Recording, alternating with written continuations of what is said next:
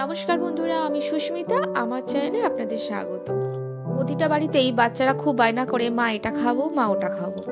ছেলে বলছে, মা পিৎজা খাবো। এখন কি করি, পিৎজা কোথায় পাই? চুপিসারে এই ছেলেকে বললাম, আজকে তোকে ব্রেড কর্ন পিৎজা বানিয়ে দেব। তাই বানানো শুরু করে দিলাম।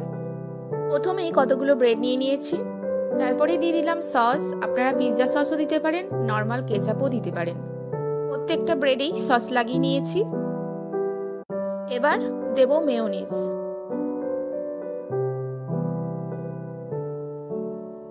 প্রত্যেকটা ব্রেডেই আমি মেয়োনিজ লাগিয়ে নিয়েছি।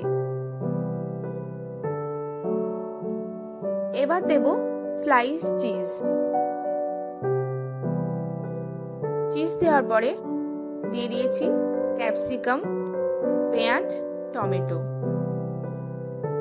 ভালোভাবে প্রত্যেকটা ব্রেডেই দিয়ে দিলাম। এরপরে দিয়ে দেব কর্ন।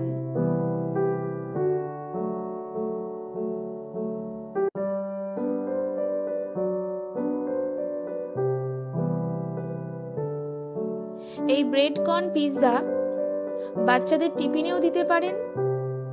আবার বাড়িতে যদি গেস্ট আসে, ঝটপট এইভাবে ব্রেড কর্ন পিৎজা বানিয়ে দিতে পারেন।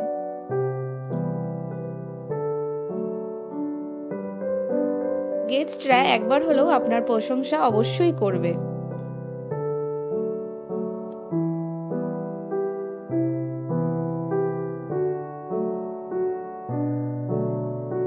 আস্তে আস্তে কর্নগুলো প্রত্যেকটা ব্রেডেই দিয়ে দিলাম।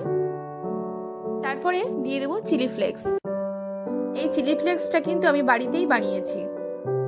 চামচে দিতে অসুবিধা হচ্ছিল, কারণ একবারেই একসাথে পড়ে যাচ্ছিল, তাই হাতেই অল্প অল্প করে চারিদিকে দিয়ে দিচ্ছি।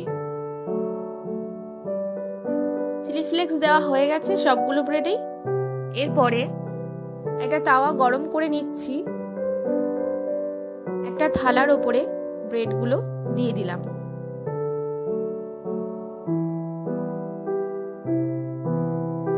অবশ্যই আপনারা তাওয়াটা গরম করে নেবেন। এরপর ওপর থেকে এক্সট্রা পাউরুটি অ্যাড করে দিলাম।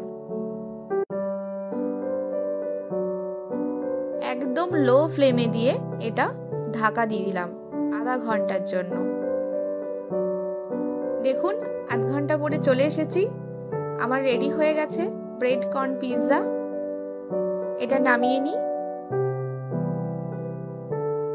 এটা আপনাদের কেটে দেখায় এটা কতটা সুন্দর হয়েছে।